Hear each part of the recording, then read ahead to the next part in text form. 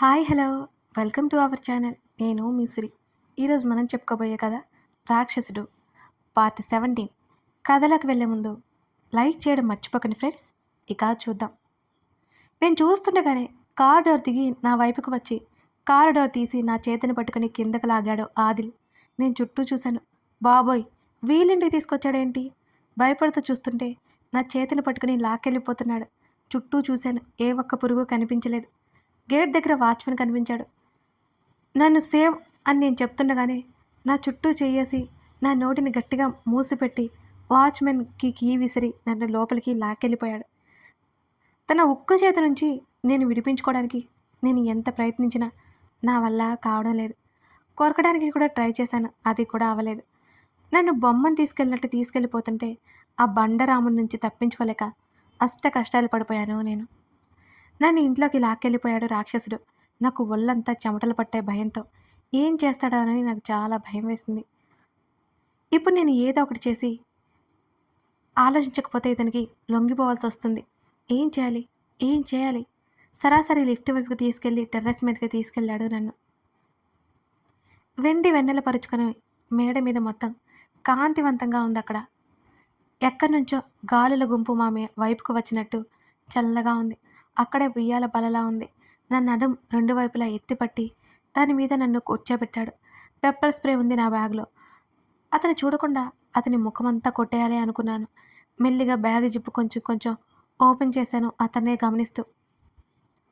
నేను భయంగా చూస్తుంటే, నేనేం చేయలే, కంగారు పడుకో, నీతో మాట్లాడాలి అందుకే తీసుకొచ్చాను అని అన్నాడు తాపీగా. అర్థం కానట్టు చూశాను నేను. ఆ ఉయ్యాల బల్ల చాలా ఎత్తుగా ఉంది.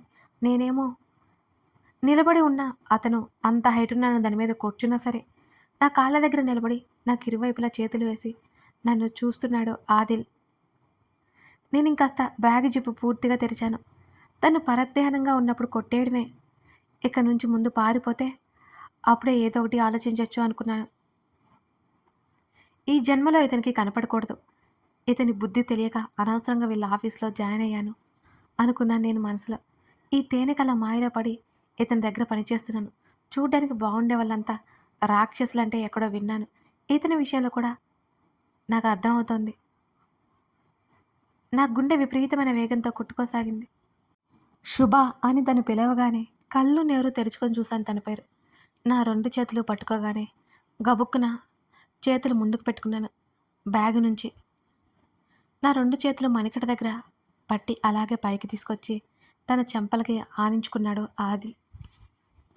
నేను చేతులు వెనక్కి లాక్కుంటుంటే గట్టిగా పట్టేసుకున్నాడు నన్ను. బుద్ధిగా ఉంటే మాట్లాడతాను, ఇక్కడి నుంచి త్వరగా వెళ్ళిపోవచ్చు అనగానే గింజుకోవడం ఆపేసి మౌనంగా ఉన్నాను నేను అలాగే చూస్తున్నాను. మనం పెళ్లి చేసుకుందాం. ఆ మాటకి నా కళ్ళు బయటికి పొడుచుకొచ్చేశాయి. ఆటోమేటిక్గా నోరు తెరుచుకుంది. సన్నగా వణుకు పుట్టింది. పూర్తిగా షాక్లోకి వెళ్ళిపోయాను. కొన్ని క్షణాల పాటు ఏమన్నారు అని అడిగాను వణికే గొంతుతో.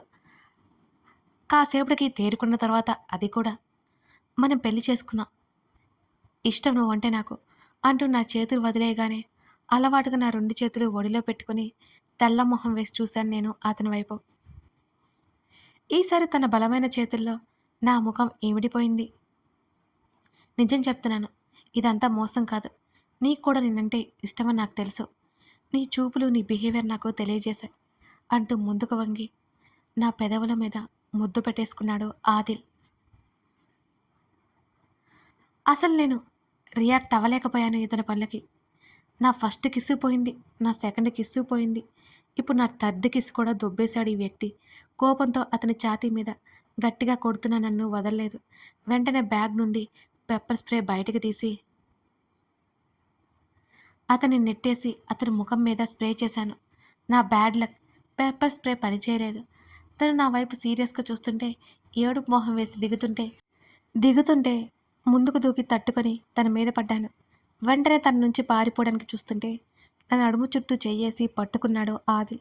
వదలను, ఈడియట్, రాస్కెల్ అంటూ గట్టిగా అరుస్తూ తన వైపు తిరిగి తనని కొట్టసాగాను. హేయ్ ఆగు అంటూ నా రెండు చేతులు వెనక్కి పెట్టి గట్టిగా నన్ను పట్టేసుకున్నాడు ఆదిల్. నాకు బాగా ఏడుపొస్తుంది. కోపం కూడా వస్తుంది అతను చేస్తున్న పనులకి. ఇతను ఎప్పటికి నన్ను పిచ్చిదానిలా చేస్తాడు. ఇతన్ని నాకు పిచ్చి పిచ్చిగా కత్తితో కసకస పొడిచి చంపేయాలనిపిస్తోంది. ఎలా పడితే అలా అటు ఇటు కదులుతూ తన్ని కొట్టడానికి శతవిధాలుగా ప్రయత్నించినా నా ప్రయత్నం ఫలించనే లేదు. ఆ అని అరుస్తూ అసహనంతో ఏం చేయలేక ఏడ్చేశాను నేను. శుభ, ఏంటి ఏడుపు అని అడిగాడు. అలా పిలిచావంటే ఊరుకొని చెప్తున్నాను.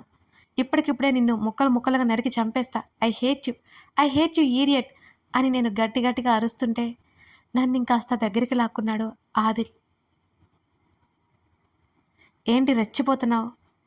నా ముందు సౌండ్ చేశావంటే నా చేతుల్లో బలైపోతా జాగ్రత్త అని అన్నాడు బెదిరింపుగా. నువ్వు చేస్తున్న పనులకి నేనేం చేయాలి నేను? నా పర్మిషన్ లేకుండా ఇక్కడికి తీసుకొచ్చిందే కాక నన్ను ముట్టుకొని ముద్దు పెట్టుకుంటావా నువ్వు? నువ్వంటే నాకు అసహ్యం వేస్తుంది అని నేను గట్టిగా మళ్ళీ అరిచేస్తుంటే నన్నింకాస్త దగ్గరగా లాక్కున్నాడు. అసహ్యం అనే మాట నీ నోటి నుంచి రాకూడదు అంటూ కళ్ళెర్ర చేసి చూశాను అతను వంక. ఒక అమ్మాయిని బలవంతంగా ఇక్కడి వరకు తీసుకొచ్చావంటే అసహ్యం కాకుండా ఇంకేం పుడుతుంది? నేనే మాత్రం తగ్గకుండా అతన్ని అరిచాను గట్టిగా. నా జోలికి రానంత వరకు మౌనంగానే ఉంటాను నేను. నన్ను కదిలిస్తే నేను ఎగలా ఊరుకోగలను? కానీ నా మాటలతో ఇతన్ని రెచ్చగొట్టడం నేను చేసిన తప్పని నాకప్పుడు తెలియలేదు. నాకు ఇష్టం లేకపోతే నేను మామూలుగానే చెప్పి ఉండాల్సింది కదా. నా ఆవేశం వల్ల నా జీవితం తలకిందులైపోయింది. నువ్వు నాదానివి, నేనేమైనా చేసే హక్కు నాకుంది అన్నాడు సూటిగా నన్నే చూస్తూ. మా అమ్మ ఏమైనా నీకు నన్ను అమ్ముతున్నట్టుగా రాసిచ్చిందా ఏంటి అని వెటకారంగా అడిగాను నేను.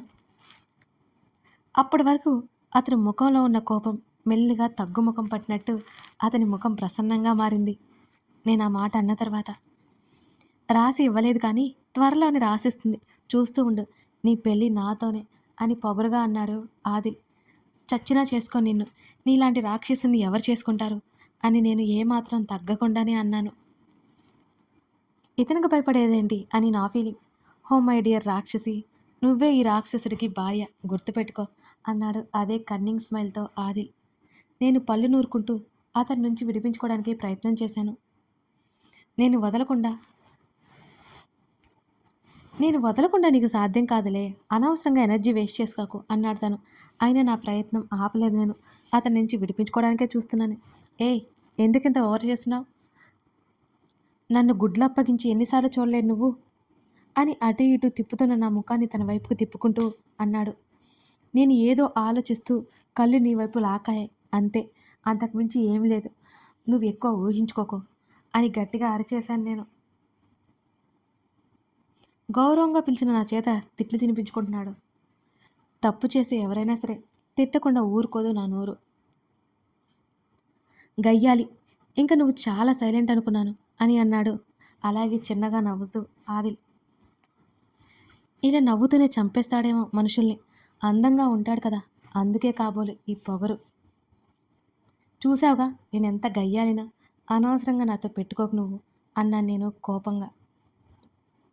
చూస్తూ ఉండు, ఇంకొన్ని రోజుల్లోనే నువ్వు నా ప్రేమలో పడిపోతావు అన్నాడు మెల్లిగా నా కింద పెదవిని ఒత్తిపెట్టి లాగుతూ.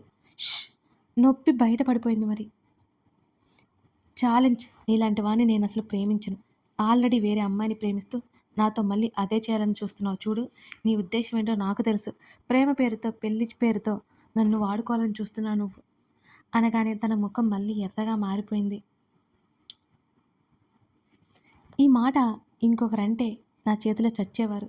ఈ క్షణమే నువ్వు కాబట్టి బ్రతికిపోయావు అంటూ నన్ను నడుం మీద ఒత్తి పెట్టేశాడు గట్టిగా. నొప్పి వేసి కళ్ళలో నీళ్లు తిరిగాయి నాకు తన అలా నొక్కగానే.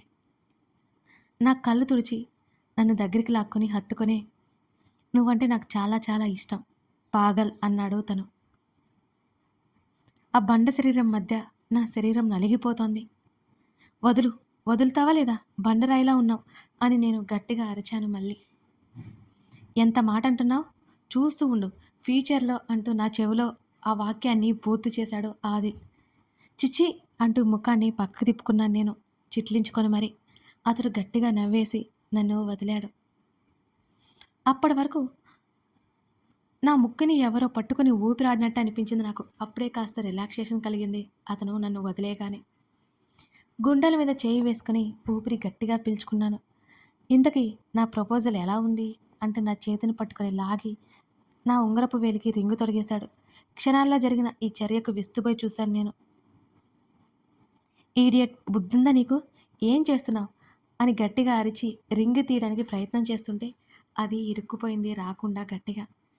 వెరీ గుడ్, సైజ్ కరెక్ట్గానే సరిపోయిందనుకుంటా. 2 పాకెట్స్లో చేతులు పెట్టుకొని తాపీగా నిలబడ్డాడు నన్నే చూస్తూ. నా బ్యాగ్ తీసుకొని తన్ని కొట్టడానికన్నట్టు బ్యాగ్ నేను పైకెత్తాను. దాన్ని పట్టుకొని నన్ను దగ్గరికి లాక్కొని,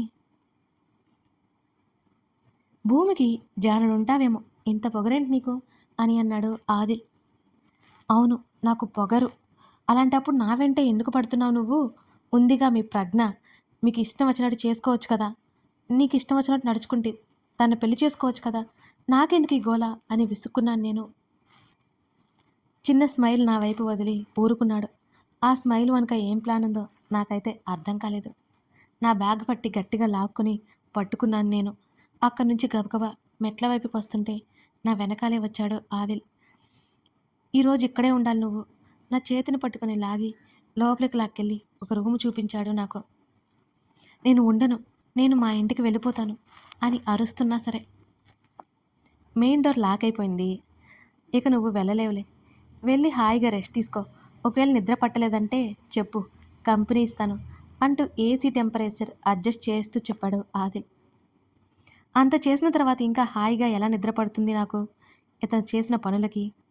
ఈ దుర్మార్గుడి చేతిలో పిచ్చిక పిల్లలా నా ప్రాణం గిలగిల్లాడిపోతుంది మరి. గుడ్ నైట్ స్వీట్ హార్ట్ అనగానే చిరాగ్గా ముఖం తిప్పుకున్నాను నేను.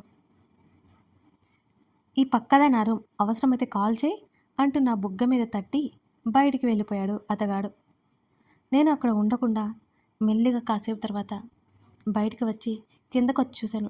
నిజంగా మెయిన్ డోర్ లాక్ చేసింది, వెనక సైడ్ డోర్ కూడా లాక్ చేసే ఉంది. ఆఖరికి కిచెన్ నుంచి బయటకు ఉన్న డోర్ కూడా లాక్ చేసే ఉంది. మొత్తం ఇల్లంతా పకడ్బందీగా ప్లాన్ చేసి లాక్ చేసి పడేశాడు ఈడియట్.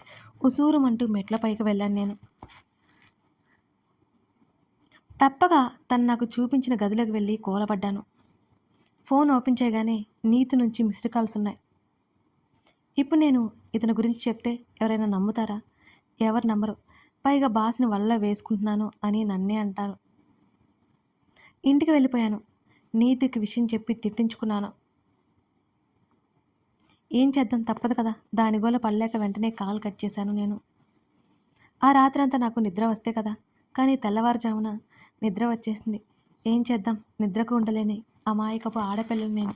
తలుపులన్నీ మూసుకుని గుర్రు పెట్టాను హాయిగా. హాయిగా అనడం తప్పు, భయంగా. ఉదయాన్నే వెలుగు కళ్ళకు పడుతుంటే లేచాను. నిజానికి అది ఉదయం కాదు, 11 గంటలు దాటింది. ఉలిక్కిపడి లేచిన నాకు పొద్దున్నే రాక్షసుడి దర్శనమైంది. కానీ ఎలా వచ్చాడో ఏమో. నేను లేచేసరికి అదే గదిలో చైర్లో కాలు మీద కాలేసుకుని కూర్చొని ఫోన్ చూసుకుంటూ కనిపించాడు ఆదిల్. అయినా ఇది తన ఎంపైర్, రాకుండా ఎలా ఉంటాడులే. నా బ్యాగ్ ఫోన్ సర్దుకుంటూ జుట్టు సరిచేసుకున్నాను. డియర్ స్వీట్ హార్ట్, ఎక్కడికి ఎగేసుకుపోతున్నావు అని ఒక చిన్న నవ్వు నవ్వుతూ అడిగాడు అతను. ఇంటికి వెళ్తున్నాను అని నిర్లక్ష్యంగా సమాధానం ఇచ్చి డోర్ లాగుతుంటే అది రాలేదు నాకు. నా పర్మిషన్ లేకుండా బయటకు అడుగు పెట్టలేవు కానీ వెనక్కి వచ్చాయి అని అన్నాడు ఆదిల్. నాకు తిక్క రేగిపోయి ఒళ్ళు మండిపోయింది అతని మాటలకి. అసలు ఏమనుకుంటున్నావు నువ్వు నీ గురించి? నన్ను ఎవరికైనా అమ్మేద్దాం అనుకుంటున్నావా అని గట్టిగా అరిచాను. ఎక్కువ అరిస్తే నీకే నష్టం. 100 మాటలు మాట్లాడే కంటే ఎక్కువ మాట్లాడితే ముద్దు పెట్టేస్తా, నీ ఇష్టం అనగానే నా కళ్ళు బయటికి పొడుచుకొచ్చాయి, అంత పెద్దగా మారిపోయాయి. వామ్మో, ఇదేంటి ఇలా అంటున్నాడు? పెట్టైనా పెడతాడా ఈ రాక్షసుడు? నేను చేతులతో సైగ చేసి చూపించాను ఇంటికి వెళ్తానని. ఈసారి తను నవ్వగా తన పలవరస తలుక్కున మెరిసింది నాకు. తన పక్కనే ఉన్న ఒక కవర్ తీసి నా వైపుకి విసిరాడు. గబుక్కున క్యాచ్ పట్టుకున్నాను అప్రయత్నంగానే నేను. వెరీ గుడ్ అంటూ పెదవి విరిచాడు అతను. అందులో నీకు కావాల్సినవన్నీ ఉంటాయి, ఫ్రెష్ అయ్యరా అని చెప్పినట్టు చేస్తే త్వరగా ఇంటికి పంపిస్తా, లేకపోతే అంటూ ఆ పదాన్ని మధ్యలోనే ఆపేశాడు. పళ్ళు నూరుకుంటూ చూసి వెంటనే ఫోన్ బయటికి తీసి తమరు బయటికి వెళ్తే నేను ఫ్రెష్ అవుతాను అని అన్నాను టెక్స్ట్ చేస్తూ. ఫోన్ నోటిఫికేషన్ సౌండ్కి దాని వైపు ఒకసారి చూసి నన్ను చూశాడు అతను. వెళ్ళను, వాష్రూమ్ ఉంది కదా, వెళ్ళిరా పో అంటూ కుర్చీలో వెనక్కి జారబడి కూర్చుని ఫోన్ చూసుకుంటున్నాడు అతను. తన చేష్టలకి నాకు లోపల తగలెడుతున్న ఫీలింగ్ కలిగింది. కానీ ఇతగాన్ని ఏం చేయలేను కదా. ఇక్కడ ఉంటే నేను లోపలికి ఎలా వెళ్ళగలను అసలు? ఎలా ఫ్రెష్ అవ్వాలి? నేను ఏమైనా పారిపోతానా ఈ గది నుంచి? ఇది ఎక్కడో పైన ఫ్లోర్‌లో ఉంది. కిటికీల నుంచి దూకితే వికెట్ ఔట్ అవుతుందని నాకు తెలీదా ఏంటి? మళ్ళీ మెసేజ్ చేశాను. తమరి మీద నాకేం మాత్రం నమ్మకం లేదు. ఇక్కడ ఉంటే నేను వెళ్ళను అని గట్టిగా చెప్పాను. ఆ మెసేజ్‌లోనే సరిగ్గా అరగంట టైం ఇస్తున్నా. ఫ్రెష్ అయ్యి వచ్చేయాలి. లేకపోతే నేను చేసేది నువ్వు ఊహించలేవు. తన మాటలకి లోలోపల ఉడికిపోతూ కవర్ పట్టుకుని వాష్‌రూమ్‌లోకి వెళ్ళిపోయాను. నాతో పాటు నా బ్యాగ్ కూడా, ఫోన్ కూడా తీసుకెళ్ళిపోయాను. తెలివైన దాన్ని కదా! ఎంతైనా నేను. కథ కొనసాగుతోంది. షాక్ అయ్యారా? అవాక్కయ్యారా? ఇంతకీ ఆదిల్ డైరెక్ట్‌గా పెళ్లి అని ప్రపోజల్ పెట్టేసాడేంటి అసలు? మరి ప్రజ్ఞ సంగతేంటి? అది తేల్చకుండానే ఇదంతా కథ నడిపిస్తున్నాడేంటి? తెలుసుకోవాలంటే మన రాక్షసుడు స్టోరీని కంటిన్యూ చేయాల్సిందే. మీకు ఈ కథ నచ్చుతుందనే అనుకుంటున్నాను. లైక్ చేసి కామెంట్ చేయడం మర్చిపోకండి friends. Thank you for watching this video.